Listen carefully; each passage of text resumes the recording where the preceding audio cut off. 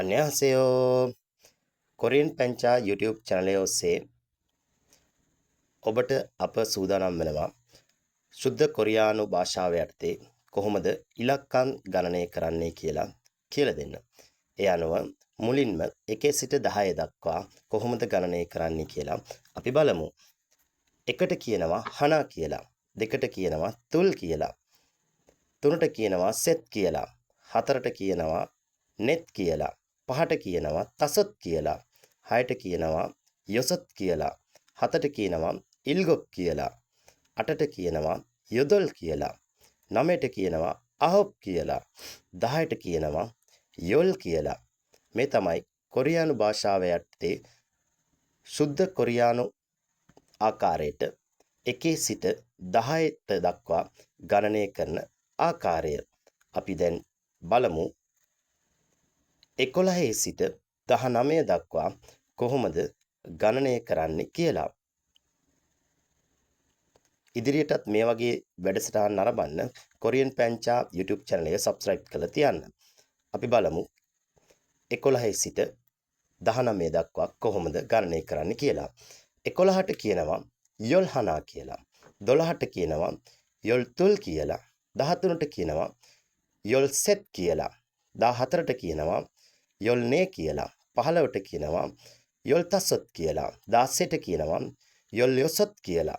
17ට කියනවා යොල් ඉල්ගොක් කියලා. 18ට කියනවා යොල් යොදොල් කියලා. 19ට කියනවා යොල් අහොප් කියලා.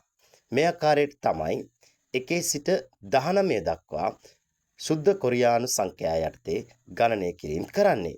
ඉතින් මෙවැනි වීඩියෝ නැවත නැවතත් ඔබට නොමිලේ බලා ගැනීම සඳහා කොරියන් පැංචා YouTube channel එක subscribe කරලා තියන්න. අපි 19 සිට අපි බලමු කොරියන් භාෂාවේ අවසාන ඉලක්කම වන සුද්ධ කොරියානු සංඛ්‍යා යටතේ 99 දක්වා කොහොමද ගණනය කරන්නේ කියලා. ඔබ මේ වනතෙක් 1 සිට 19 දක්වා නිවැරදි ආකාරයෙන් උච්චාරණ සහිතව කොහොමද ගණනය කරන්නේ කියලා ඉගෙන ගත්තා. අපි බලමු 20 සිට 90 දක්වා කොහොමද ගණනය කරන්නේ කියලා. කොරියානු භාෂාවෙන් 20ට කියනවා සමුල් කියලා. 20ට කියනවා සමුල් කියලා. 30ට කියනවා සොරන් කියලා. 30ට කියනවා සොරන් කියලා. 40ට කියනවා මහන් කියලා. 40ට මහන්. 50ට ස්වීන්. 60ට යෙසුන්. 70ට ඉර්හන්. 80ට යොදන්.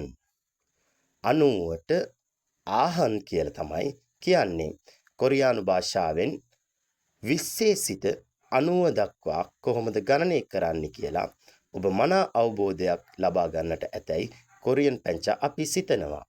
ඉතින් මේ වගේ වීඩියෝ නැවත නැවතත් නැරඹීම සඳහා කොරියන් පැංචා YouTube channel එක subscribe කර තබා ගන්න. මෙවැනිම තවත් වටිනා වීඩියෝකින් ඔබ නැවත හමුවන තෙක් ඔබට සුබ දවසක්.